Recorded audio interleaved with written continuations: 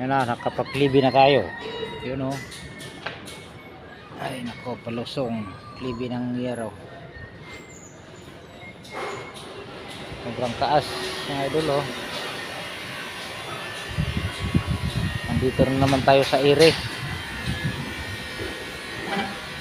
Nakakalula. Yan. Yan, sobrang taas.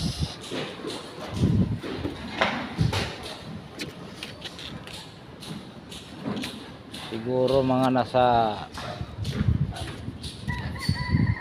12 meters. Delikado pa rito. May ilog pa. Ay mga bahay. Delikado yung bahay.